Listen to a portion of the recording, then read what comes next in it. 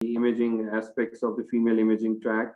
Inshallah, in the next few lectures, we'll be talking of separate areas like breast imaging, and then I think there'll be another lecture related to pregnancy. Okay, so I think all these subjects are different, so you have to pay attention because obviously the MCQs would be somewhere hidden in between these slides. So a lot of time I get emails asking me where the MCQs or how to sort of prepare for the exam. Just try to focus on these lectures because I don't want you to, to burden you with a lot of information. These subjects are sometimes new for you, and obviously to understand them, you need to have a lot of expertise. So I try to summarize the things, the areas that are useful from your teaching aspect. I mean, so that it coincides with your rest of the module. So the common things are going to be discussed here, and if you're looking for the MCQs, they'll be hidden somewhere in between the slides. Okay, so Bismillah, let's begin. The ultrasound, as you all know, is the imaging modality of choice when we are evaluating the pelvis. The reason for that is obvious. No radiation is involved and it doesn't do any harm to anyone. And there are no cancerous or birth defects to fetuses. So a lot of information like anatomy, anomalies, and pathologies, common pathologies, or are easily picked up through ultrasound. So we start off with little bit description of how these ultrasounds function. We all know that it is sound waves which is sent in through the transducer and it is reflected back. And these signals that are reflected back after striking different tissues are transformed into visible image. There are different sound waves that are traveling through the soft tissues are reflected differently. Like if it has to pass through fluid, it'll pass quickly. If it has to pass through air, it will be reflected back. Similarly, if it has to strike a hard object like a bone, it would produce different, or it would cast different shadows. So this is how we are trying to figure out what the structures are by looking at different shades of gray. I touched on this also the last time, but just to make it more clear again, just to remember that there are few terminologies that are to be known when we are describing ultrasound images, like isoechoic, hyperechoic, hypoechoic, and anechoic. So we have 4 different names given for the different shades of gray that we see on ultrasound. ISO, as self-explanatory, means the same brightness. Hyper means more brighter. Hypo means less brighter. Anechoic means very black, and it means jet black. So how do they look like? This picture would make it easy for you. This is black, jet black, which is very much like, black anechoic. We call this as anechoic shade of gray. It is used usually for fluids. So when you have a jet black appearance like this on ultrasound, it is mostly fluid. So you see this in urinary bladder, you see this in gallbladder, or any other cyst with clear fluid inside. You would call it anechoic fluid containing structure. Now, this is sort of dark or less dark, or you can call it dark gray color. So this is hypoechoic. Hypo means less than. So hypo, this is anechoic, don't mix them up. Anechoic, hypoechoic. So the hypoechoic, when you see a little bit dark gray color like this is usually seen in cases of structures which are solids, like you can have this hypoechoic structure in fat. You can have it in some solid lesions in the liver or in uterus, for example. They can be a fibroid, which is hypoechoic. So different structures can give you hypoechoic appearance, and usually this is used for solids. Now, this is another terminology, isoechoic. So this, when you have a shade like this, which is steel gray color, so it means iso. So obviously iso means something similar to. So it's usually similar to the surrounding soft tissues, like the surrounding fat in the mesentery. We call it isoechoic. And if it is obviously bright, the fourth shade, we call it hyperechoic. Okay, so hyperechoic means something more bright than usual. Again, this is sometimes seen in cases of air, or air obviously is hyperechoic but has dirty shadows. But this can be seen in cases of subcutaneous fat, which is bright. And fat structures have hyperechoic appearance. So just going back to the slides again, isoechoic means same brightness. Hyperechoic means more bright than the normal. Hypo means darker, that is dark gray color. And anechoic means very jet black, which is fluid. So these four structures in ultrasound terminology signify different shades of gray. Okay, so this was just to tell you about the terminology. Now, there are two types of ultrasounds that we do, transabdominal and transvaginal. When it comes to evaluating the pelvis in females, we have two options, either transabdominal, you put a probe on the lower abdominal or just in front of the lower abdominal wall below the pubic symphysis, and the probe that you use is a convex probe like this. You see, this is a convex probe. So this is, you are doing it, you take advantage of a window, which is the urinary bladder. So you are actually going through the urinary bladder and are trying to evaluate the uterus, which is lying posterior to the urinary bladder. So the fluid in the urinary bladder helps you visualize the uterus and the ovary. So that is why when we are evaluating ultrasound in cases of pelvis, we always ask for a full bladder. So the preparation for pelvic evaluation, if it's transabdominal scan, you ask the patient to have a full bladder before the examination. And once the bladder is full, then you would have this examination done, because you will not be able to see these structures if the urinary bladder is not full. Why? Because if this is not distended, obviously the bowel gases would be coming in between the abdominal wall and the uterus, and you'll not be able to see the uterus. Now, this is the second type of exam, which is transvaginal exam. So the advantage of transvaginal exam is you don't need a full bladder. You can see that the bladder is empty in this case, or partially filled. And another advantage is you have the probe going inside the vagina and having a more detailed magnified view of the uterus. So you have the probe very near to the organ which is to be evaluated. Similarly, this probe is very near to the ovaries.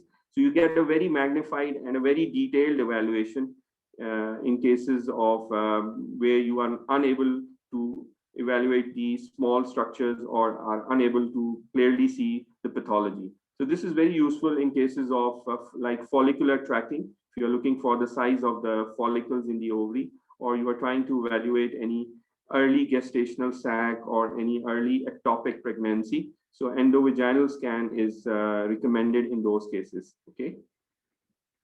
So we talk of this in detail later.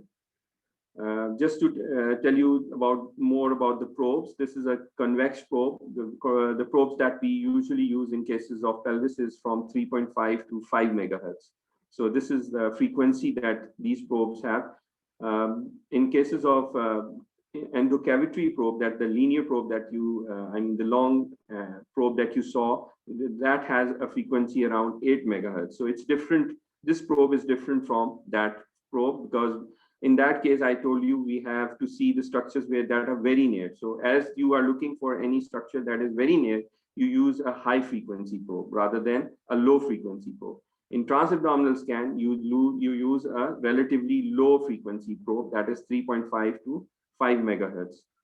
This is not only useful in cases of abdominal or pelvic evaluation, it's also used for cardiac imaging and few other structures that can be seen. So convex probe is a generalized sort of probe that you are using for more or less every examination.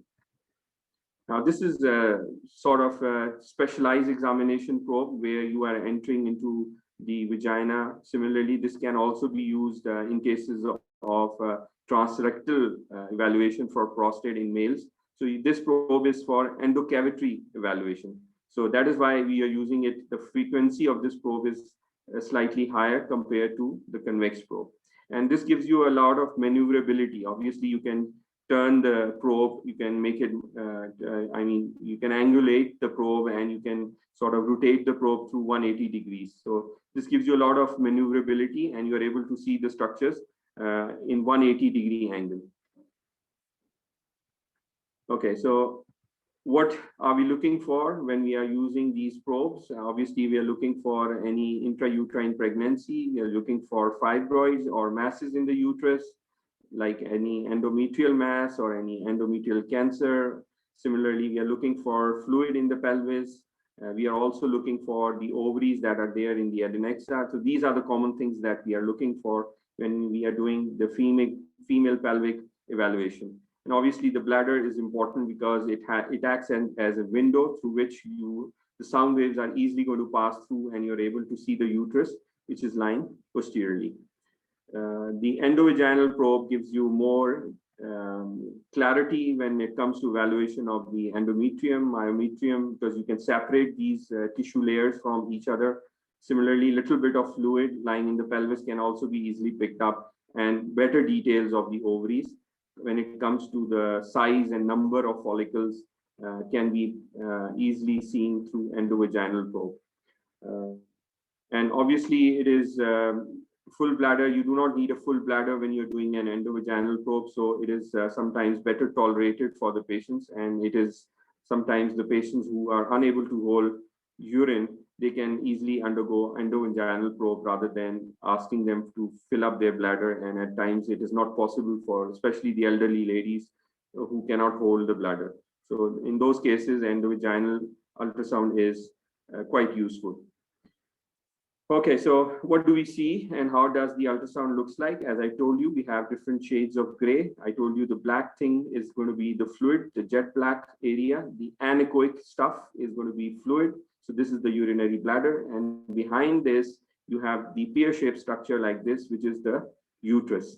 Now, the uterus has the fundus, the body, and this is where the cervix is. And obviously, this collapsed part is the vagina.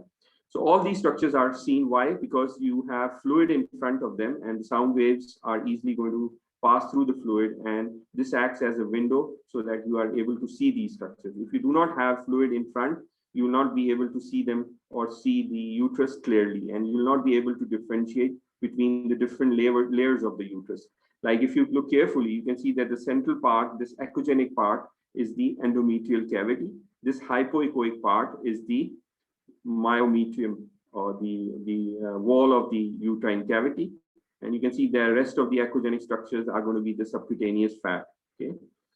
This is obviously the longitudinal view. So it depends on the probe position.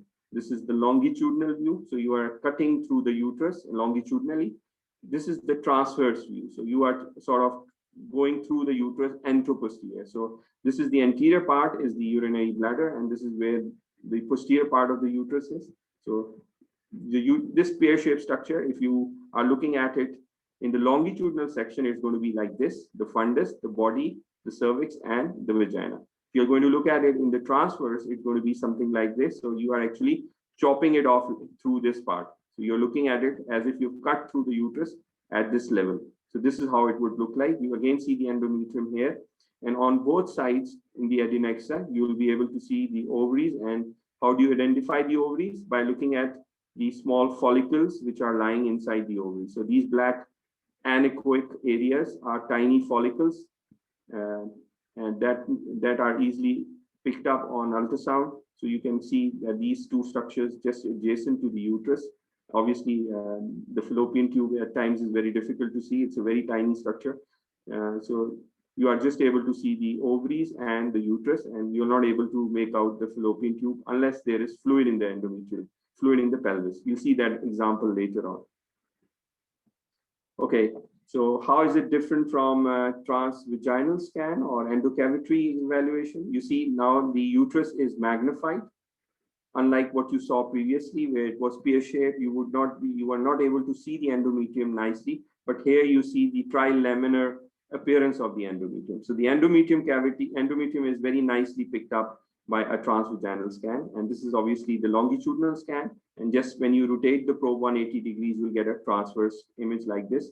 So this is again the uterus in transverse image, and this is in the longitudinal part. So here is the fundal region, this is the body, and this is going to be the cervical part, the lower part of the uterus. This is how you see when you're doing an endovaginal scan. So you can see that the details of the endometrium and the myometrium are much more clearer when it comes to transvaginal imaging. Okay, so what do you see here? And now again, you see the pear-shaped structures just behind the urinary bladder. How is it different from that image that we saw earlier on? The bladder is not full in this case. So see, if the bladder is not full, what happens? You are unable to see the endometrium lining clearly, and you are unable to see what is going on in the fundal region here, because you don't have that window in front now. So obviously it is going to be difficult to evaluate the uterus. You will not be able to tell if there is any fibroid or any lesion inside the fundal region, and similarly the endometrium lining is not that clear in this case. Okay, so this oval-shaped organ, as I told you, is the uterus. You can still make out a little bit part of the cervix where the bladder is in front, and you can make out the collapsed part of the vagina. Okay, but the endometrial stripe or the endometrial echoes are not clear. As I told you, you don't have that bladder full in front of you. Now, this is when you have a full bladder in front of you. Now you are able to make up the endometrium, which is this area, this thickened area. So you're able to tell that the endometrium is a little bit thick in this case. And if you look carefully behind the uterine wall, there's another high anechoic area, which is some fluid in the curly sac. So whatever fluid is there would appear anechoic. This is fluid inside the urinary bladder, and this is fluid behind the uterus. So a little bit fluid in the anechoic area in a reproductive age is considered as normal, because this is the most dependent part of the pelvis. So a little bit fluid between the uterus and the rectum is going to be considered as normal. So this is, I've just labeled it for you, urinary bladder, uterus, and the arrow points out to the fluid in the curly sac. Okay, so this is another example now of a transverse image of the uterus. You can make out that this is the anterior uterine wall. The number 2 is the anterior uterine wall. The 3 is the endometrium. Okay, number 4 is the fallopian tube, which extends from this part to the, and you would have the ovary line to the lateral aspect of this. So you can see number 6 is the ovary here. So fallopian tube on this side, fallopian tube on the other side, and this is what the fimbrial end is, number 5. So you can see a lot of structures when you have fluid all around the uterus. So what does this signify? This means there is ascitic fluid, or there is free fluid inside the peritoneal cavity, and it is surrounding the uterus. So it's not only in front, but also behind. That is why you are able to see the fallopian tube, and you are able to see the rest of the structures which were not visible when you don't have that fluid in front. So this is an example where the fluid acts as a window, and you are able to see all the structures that are there inside the pelvis.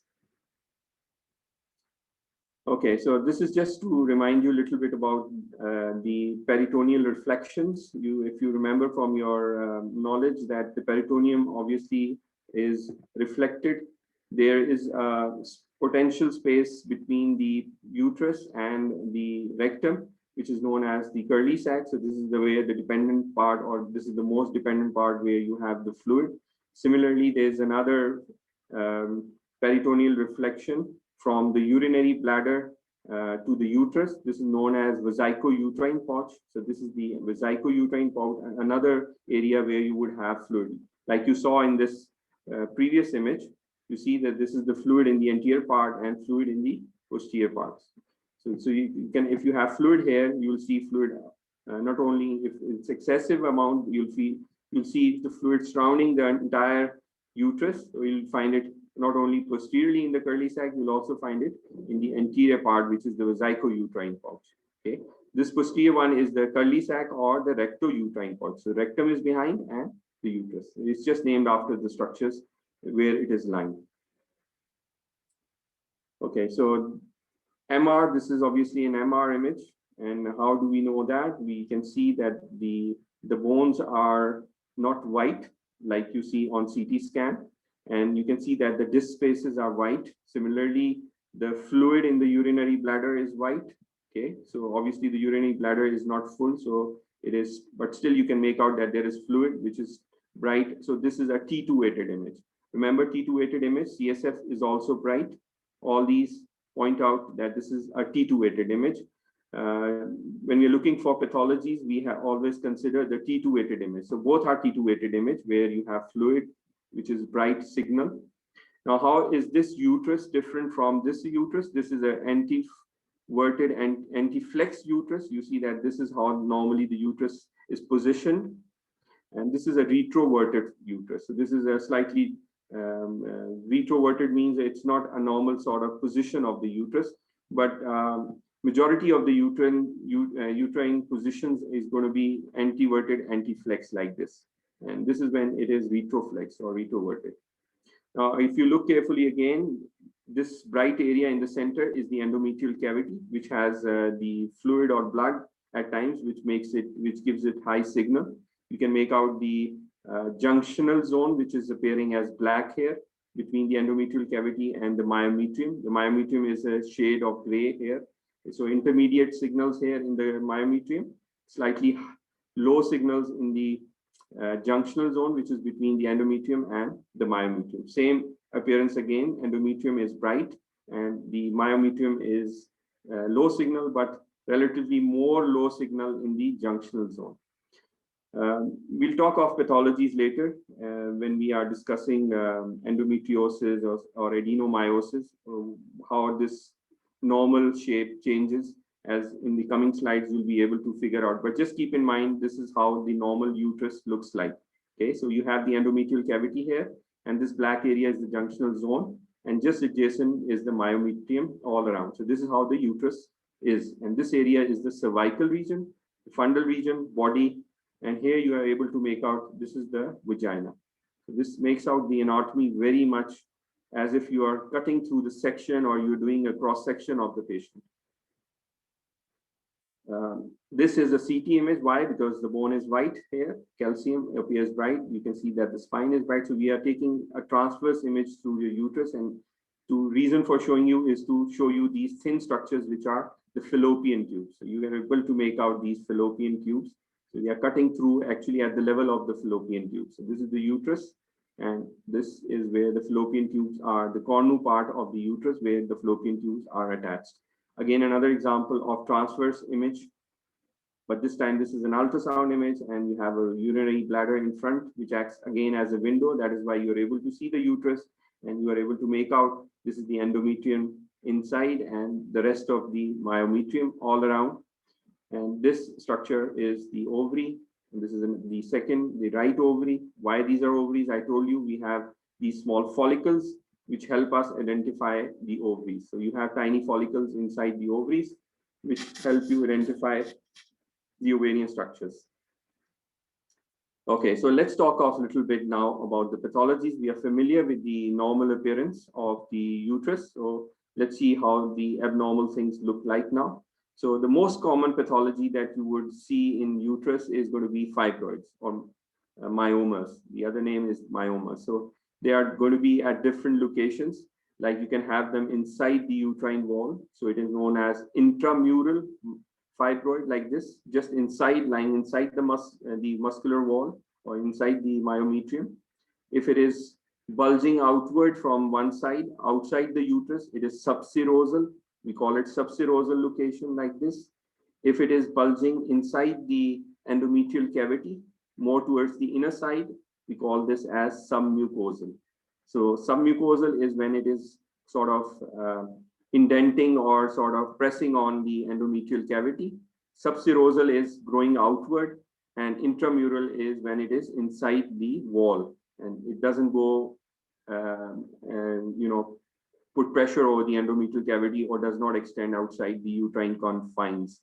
Sometimes you could have fibroids which have some pedicles like this thin stalk-like appearance. So these are pedunculated. You have a pedicle with them, so we call them pedunculated fibroids. This is another fibroid which is pedunculated and is subserosal. So you have a pedicle which is through which the fibroid is attached to the uterine wall. And here you can make out the normal rest of the anatomy. You can have the ovary, which is lying here. The broad ligament here is there, and you have the fallopian tube and the fimbrial end of the fallopian tube. Okay. Okay, so on ultrasound, how does a fibroid look like? Remember, we saw the endometrium is hyperechoic. The rest of the uterine wall is sort of isoechoic. And this black area or dark gray area is hypoechoic. So this is hypoechoic.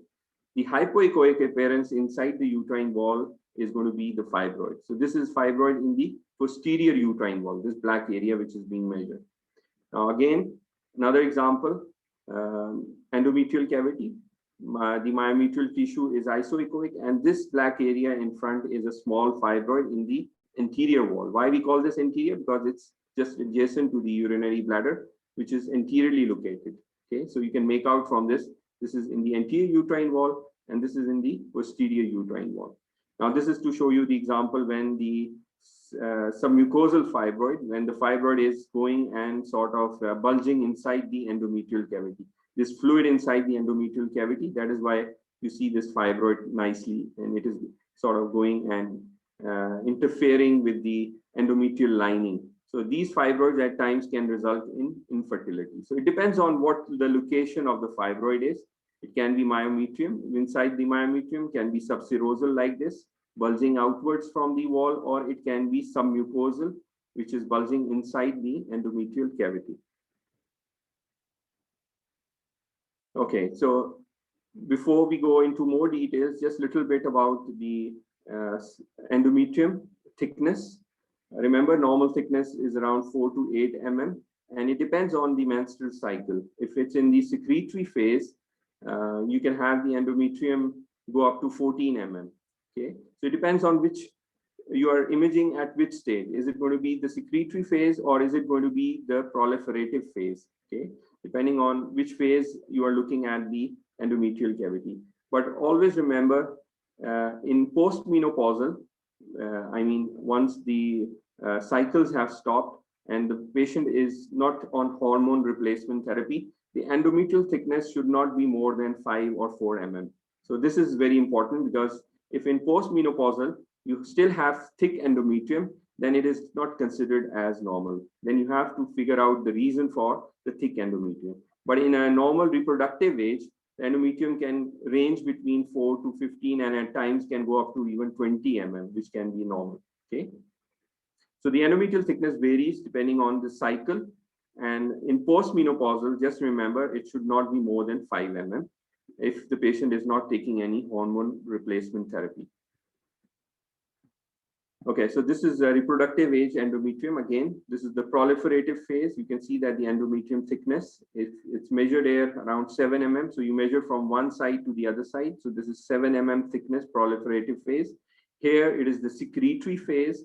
The distance as measured again, it is around 10.5. So 10.5 is again less than 14 mm, which is normal. So you can have thick endometrium like this, or you can have thin endometrium depending on which phase or which part of the cycle you are scanning the uterus. Okay, so thickening of the endometrium in postmenopausal, I have told you, with vaginal bleeding should raise suspicion of endometrial cancer. So if a female in postmenopausal age comes with bleeding, complaints of vaginal bleeding, then you should have an ultrasound. And if you find thick endometrium, then the cause can be most likely endometrial cancer. So you have to figure out what it looks like, how the normal is different from the abnormal. Okay, you can also have different reasons for thick endometrium in reproductive age, like you can have retained products of conception. We'll see a few examples of that in the next lecture. Similarly, in the pregnant female, you can have endometrium which can be less than 8 mm, and you can still have absence of intrauterine pregnancy, which is suggestive of ectopic pregnancy. We'll talk of this in more detail in the next lecture. Okay, for a little bit more examples of different thickness endometrium, you can see this is a sort of linear line endometrium. This is usually seen just after menstruation. when the endometrium is shed off and it is the thickness reduces just after menstruation, whereas this is going to be the proliferative phase where you have trilaminar sort of endometrium. You have three leaf-like appearance like here. This is the later part just before menstruation in the secretory phase where you can have a thick endometrium. You can see the thickness can also go up to 18 mm. So this at times is more than 14 or 15 is also considered normal. So different endometrium, how they look like in different phases just after menstruation. This is in the early cycle and this is in the late cycle. Another example of endometrium, thin line. So just after menstruation.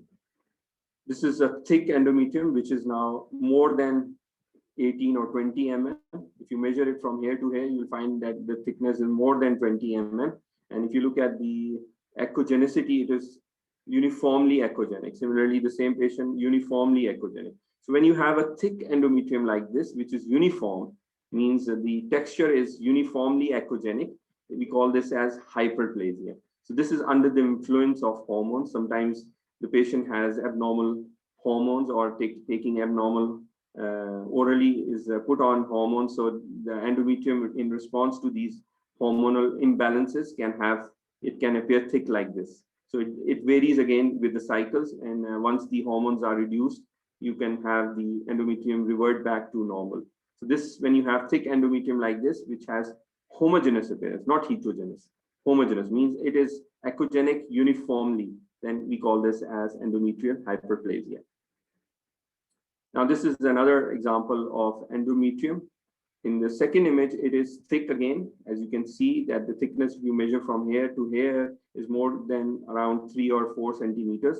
But if you look in the center, you have these anechoic center parts or hypoechoic areas. So this is a heterogeneous endometrium. Compare this with this one.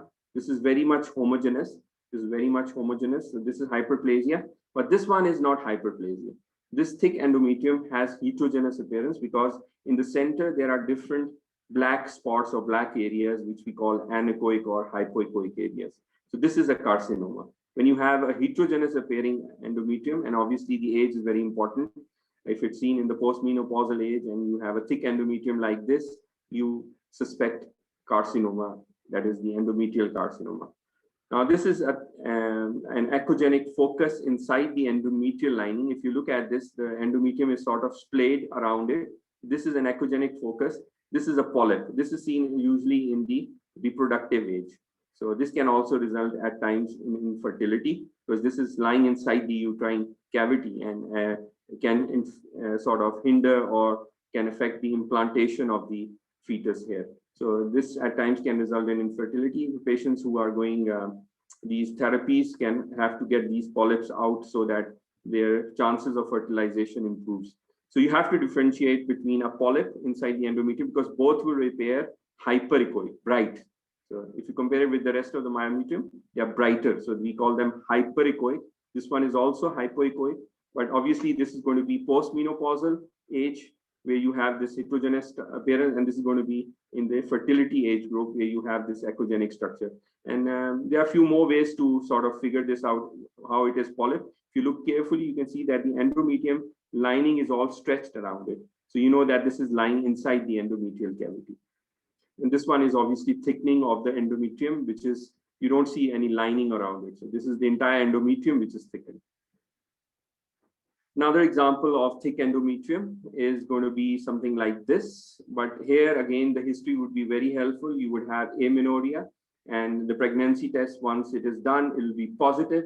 So you, instead of finding a fetus, you find a thick endometrium like this with hypoechoic areas in the center. So remember, this is a special type of pregnancy, which is gestational trophoblastic disease. So this is a sort of abnormal gestation. I'm not sure whether you are familiar with this, but just to give you an idea, this is abnormal pregnancy in which the fertilization of enucleated ovum with either a sperm with X or double X fertilizes. So actually there is no chromosome inside the enucleated ovum. So at that time, you can have a sort of gestational trophoblastic disease, which is abnormal pregnancy, where there is no fetal tissue formation. And all that you see is placental tissue. So this is all going to be trophoblasts, which is placental tissues, or chronic chorionic villi. These are actually chorionic villi. And if you have a histopathology specimen like this, you'll see that these are like as if they appear tiny grapes lying inside the uterine cavity. So we give you an appearance of a grapes inside the uterine cavity.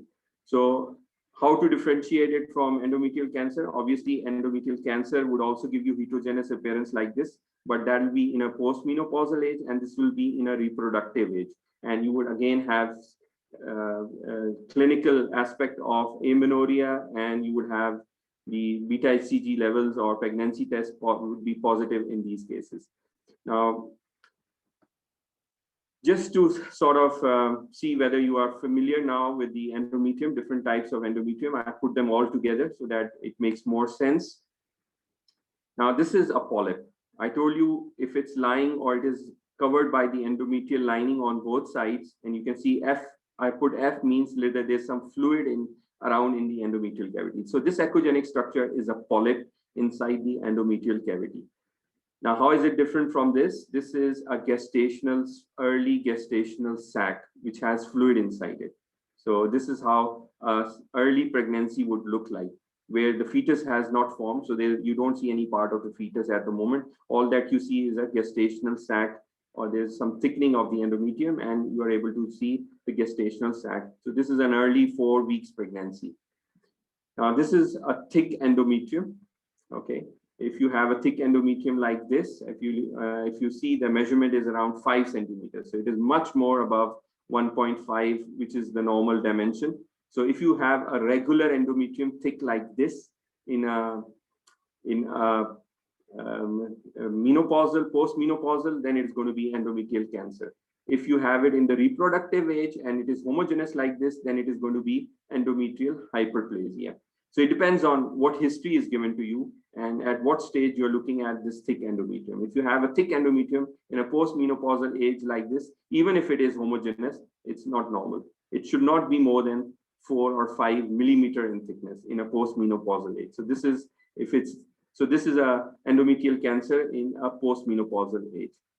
Now, if you look at this endometrium, this is again a different endometrium, slightly heterogeneous. And if you look carefully, there are these tiny grapes inside. So we are talking of this abnormal molar pregnancy or gestational trophoblastic disease.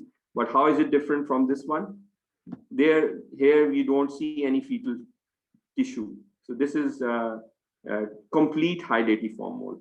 This is a complete high datiform mole. This one is a partial mole. So why do we call this a partial mole? Because we do see some part of the abnormal fetus, which is also there with the thick trophoblastic tissue, which is the chorionic villi. So you have both chorionic villi, this is the placental tissue, and you have a fetus, which is also there. So this is called as a partial mole. How is it different from that complete mole? Remember, in the complete mole, there was fertilization of an egg without a chromosome. Here, there is super chromosomes, like there are XXX, 3X, or XYY, or it's going to be XXY. So instead of XY, that is male, female, you have another set of chromosomes.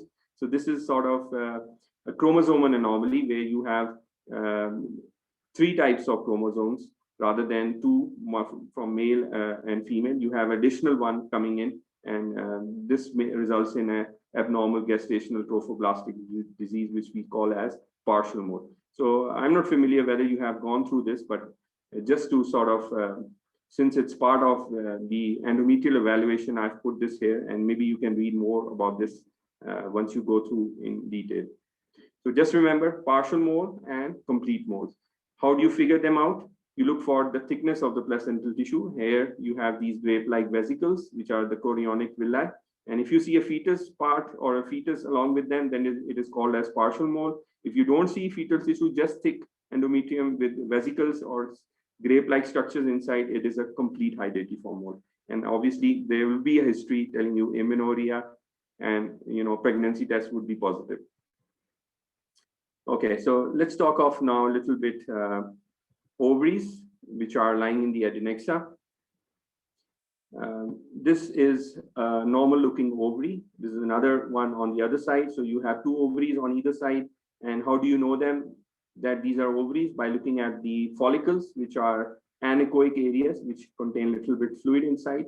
Now, this is when one of the follicle gets larger in size, and obviously before ovulation, it reaches its maximum size around 2.5 to 3 centimeters, and then it ruptures.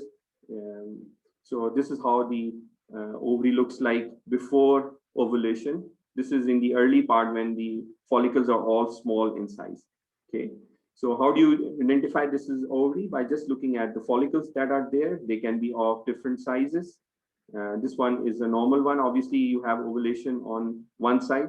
There are at times different follicles growing in size, but it is going to be one of the follicles that ruptures. And once that is ruptured, then there is going to be regression of the rest of the follicles. Okay, so this is how it's all explained. You have a follicle that ruptures. You can see that the egg is captured at the fimbrial end, and then obviously there's fertilization, usually in the ampullary part.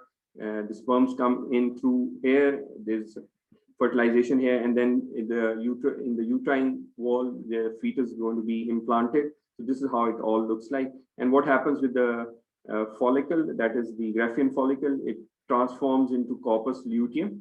And at times it can persist up to 3 months, because this can be contributing if there is fertilization and there's implantation and there's a positive pregnancy, then corpus luteum takes up the function of producing hormones in the early pregnancy. So this is important. But usually it regresses in within 3 or 4 days before the next cycle and transforms into corpus albicans. So just a repetition of your physiology. So you have to be sure which part of the cycle you are looking at, what structures.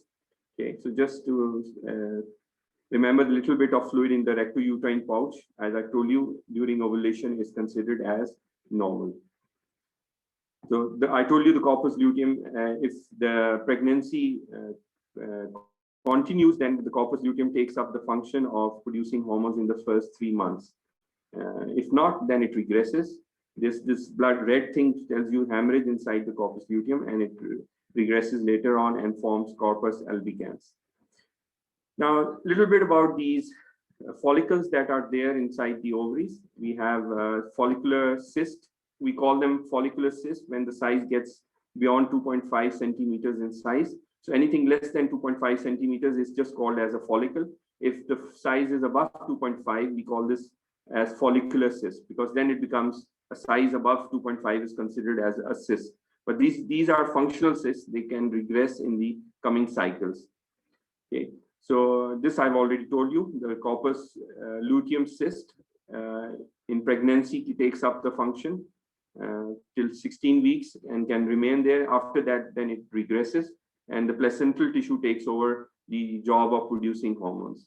So initially, it is going to be the corpus luteum cyst, which is going to produce hormones in the first 3 months. And later on, once the placenta fully develops, then it starts producing hormones. Okay, so this is to show you the corpus luteum cyst. Okay, this is the hemorrhage inside the corpus luteum cyst. This was when it was before ovulation. Once it ovulates, throws out the ovum, then the rest undergoes a hemorrhage inside. And how do you identify? You can put color around it, and it shows you a ring of fire sign around it. So this tells you that this is where this follicle actually ovulated and now has transformed into a corpus luteal cyst. Okay, sometimes you would have a large cyst like this, which can reach up to 9 or 10 centimeters in size, and depending on again, this can be functional cyst, which can regress in the coming cycles. So once you have a cyst like this, remember, you just need to do a follow-up in these cases. You don't become aggressive or try to, unless it is very large and it is sort of giving you pain, or then there is chances of torsion. Otherwise, if you see a cyst of 3 or 4 or 5 centimeter size and it's not doing anything, you just leave it alone, because these are usually functional cysts and they disappear in the coming cycles. So remember the management: a small simple cyst without any septations or solid component. If you see in the even in the postmenopausal age. If you see a cyst, you just do a follow-up on these cases. You don't act in haste and do any aggressive sort of intervention in these cases. Now, this is to show you another cyst. How is it different from this one? You see that there are few internal strands inside it. So this tells you this cyst has clear fluid, whereas this fluid has hemorrhage inside. So once you have these strands inside the cyst, it tells you there is internal hemorrhage inside the cyst. So this is a complex cyst now. It's not a simple cyst. Once it has a clear fluid inside, it's a simple cyst and does not require any aggressive treatment. But once you have a hemorrhage inside, then it is a complex cyst, and then it depends on what type of hemorrhage it is. Sometimes this hemorrhage can be related to endometriosis, which is an abnormal sort of condition. We'll talk of this in detail. Okay, another cyst, you have internal strands, and once you put color in it, you'll see that there is no flow inside the cyst. So this tells you this is just inside, there is hemorrhage inside the cyst, and the flow is only in the wall of the cyst. You see the flow in the wall only, not inside. The contents do not take up the flow, they do not take up and show up any blood inside. So there's no flow inside the contents. It's just in the wall of the cyst. Another example of a hemorrhagic cyst where you see blood flow inside the wall and there's no flow inside the cyst. So this tells you there is internal hemorrhage of the cyst. This is a different sort of cyst. You see fluid around it, but the cyst has a solid component now. And once you put color inside, you'll be able to see blood flowing inside the solid component. So this is a sort of, again, a complex cyst.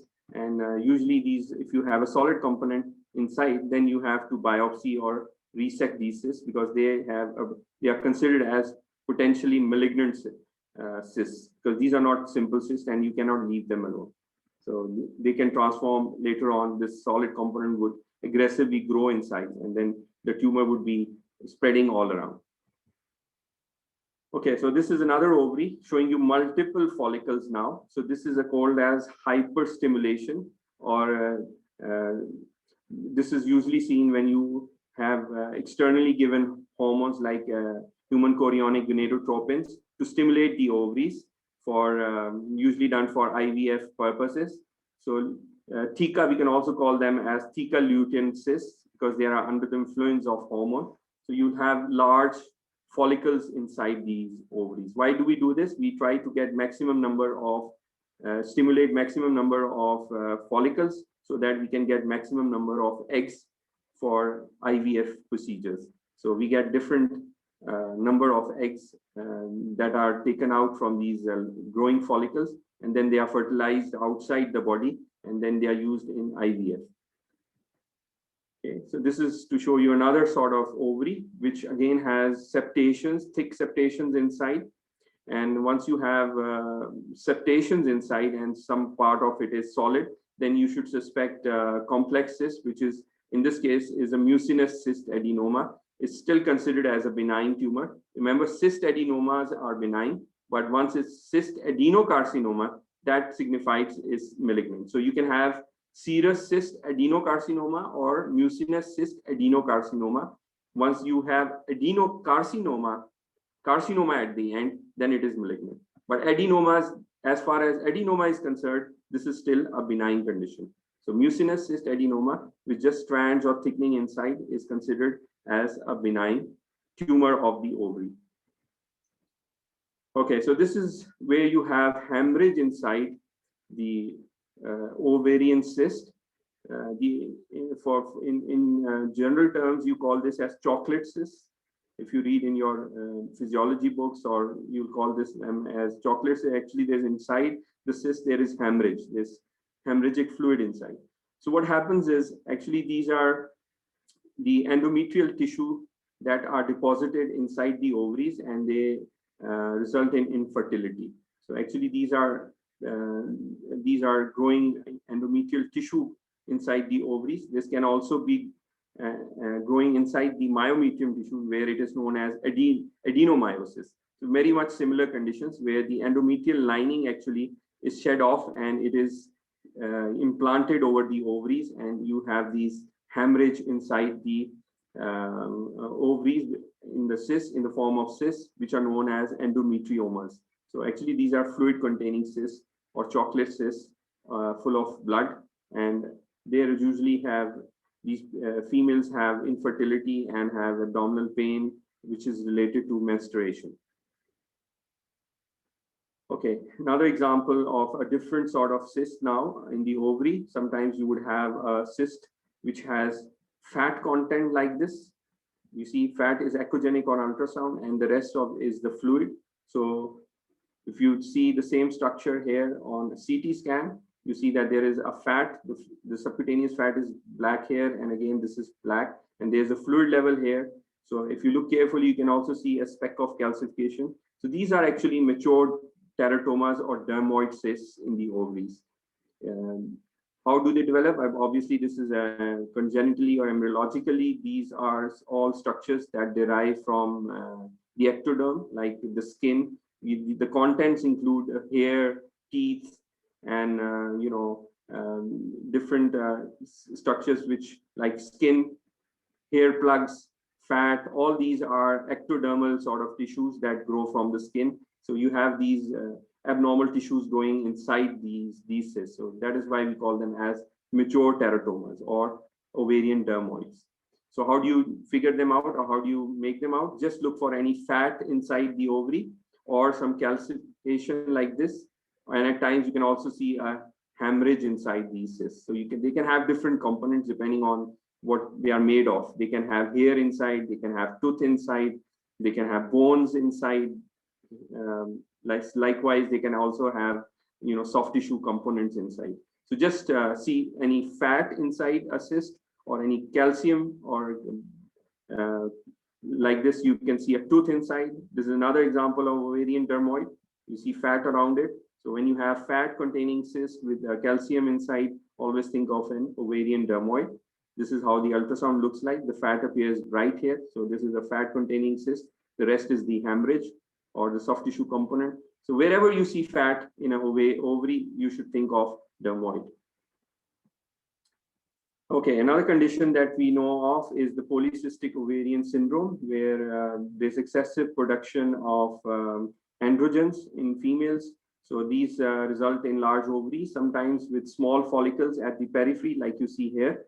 These follicles do not attain normal maturation or do not increase in size. They remain small like this at the periphery, and there's more echogenic stroma in the center. So these remain at the periphery and do not develop into follicles, or they do not increase in size with the cycles. So this is an anovulatory sort of condition under the influence of excessive androgens. So these patients have problems, with fertility, and the excessive androgen hormones results in other features like hirsutism and some other problems that they face. So how do you sort of treat them out? You obviously have to treat them with medication, and if that doesn't work, then you need to do drilling inside to make the ovaries suitable for the growth of these follicles. So it's a difficult sort of condition to treat, but just remember, if you have large ovaries like this and very small follicles which do not gain, increase in size or remain small throughout the cycle, and there's anovulation, and that means there's no ovulation in these females, then you should think of polycystic ovarian syndrome. Okay, so few more things that we must remember, that the MR is the investigation of choice when we are evaluating the female pelvis. So different structures need to be looked at, like you must know that fluid is bright on T2. Similarly, calcium is low on both. The blood is bright on both T1 and T2, and fat is usually bright on T1 and at times on T2 as well. So different structures give you different appearances. Urine is low like this. Leiomyoma, I've shown you, is low signal, is going to be low signal on both T1 and T2. Hemorrhagic cyst is going to be bright on both T1 and T2, and dermoid is going to be bright on T1 and low on T2.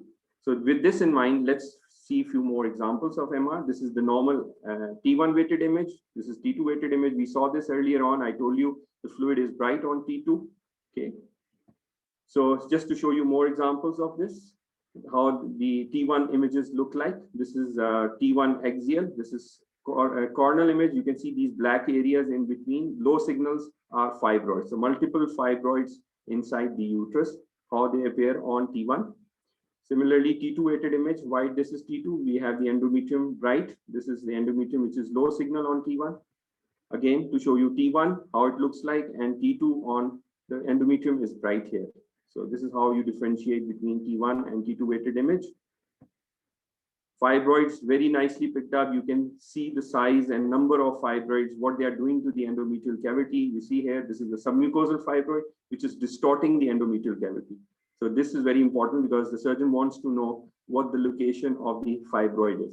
So the MR is very much useful when it comes to evaluation of the fibroids. It tells you the exact number and size of these fibroids. Now, this is the condition that I was referring to earlier, when the endometrium lining is distorted and disrupted, and the endometrium is sort of extending inside the myometrium. So this is adenomyosis. The endometrium grows and the lining starts growing inside the myometrium. So again, this is a variety of similar condition that you saw endometriomas, where it was implanted over the ovaries. Here it is growing inside the myometrium. So this can result in infertility. MR is also useful at cancer evaluation. This is early cancer in the cervix. Here it is stage 2, where it is involving the upper part of the vagina. Once it involves the lower 1/3 of the vagina, then it is stage 3. So very important for staging of cancers. So cervical cancer can be staged by looking at what stage or where the involvement of the tumor is. Now, similarly, another example of endometrial cancer, which is going and invading into the myometrial tissue, but it is still limited to the uterus. Here, this is a polyp inside the endometrial cavity. So you can differentiate polyp and from endometrial cancer by just looking at the MR images. Okay, a little bit, few slides about different congenital anomalies that can be picked up. You remember, these are from Mullerian duct abnormal divisions. So this is called as uterine didelphi, where you have two separate uterine cavities and two separate vaginas. So you use two separate cavities, we call this uterine didelphys. Okay, two separate uteruses. So this is a Mullerian duct anomaly that can, at times it's very rare, but it can still be picked up on MR. Another anomaly that is unicornuate, self-explanatory, just one cornu, there you don't have a second cornu, so just one fallopian tube attached to this part. So sort of Mullerian duct anomaly that you can see. Arcuate uterus, abnormal shape of the uterus, and this can at times affect the fertility. You have indentation in the fundal part, so normally the uterine cavity is straight like this. You don't have this indentation at the upper part. So this is called as an arcuate uterus, and at times is associated with infertility. When you have this indentation more like this is known as bicornuate. So you have two uterine cavities now. So bicornuate uterus with unicollis means one cervix. So there is united cervix here. When you have two uterine cavities, we call this bicornuate. If there are two cervixes, then we call this bicollis. So just remember, this one is bicornuate unicollis. Why? Because we just have one cervix. So one cervix, but two uterine cavities. Again, can be associated with abnormal gestation. Okay, another, I think probably this is going to be the last slide, just to show you or familiarize you with this urological investigation. What we have done here is we are trying to evaluate the uterine cavity, and at the same time, we are trying to evaluate the fallopian tube patency. So what we do is we inject dye or contrast by cannulating these cervix. The contrast, once it's injected, it spills inside the peritoneal cavity like this. So you can the contrast outlines the endometrial cavity, and these thin hair-like structures are the fallopian tubes. And here, these are the fimbrial ends where the contrast spills inside the peritoneal cavity. So why do we do this? Just to check the patency of the fallopian tubes, because if the tubes are blocked, the tubes would, these tubes, you would not see them, this thin line like this, they'll get dilated. And obviously, the infertility in those cases is due to blocked tubes. So we are trying to figure out the shape of the abnormal shape of the uterine cavity, like the arcuate or bicornuate that you saw earlier. And similarly, we are also looking for the patency of the tubes, because if the patent tubes are, if there's no patent tube, then obviously it is going to be infertility because of blocked tubes. So then you have to address the problem of blockage of tubes. So this test is done just to sort of check for both. Okay, so probably we are short of time now. I guess we are almost finished. So if you have any questions on this, obviously it's a new subject for all of you, but I think it's an interesting one for everyone. If you have any questions, we can sort of take them. You can email me, or we can take them in the next lecture before we begin. Okay. Okay. Thank you very much. Are there any questions in the chat box that I can answer immediately?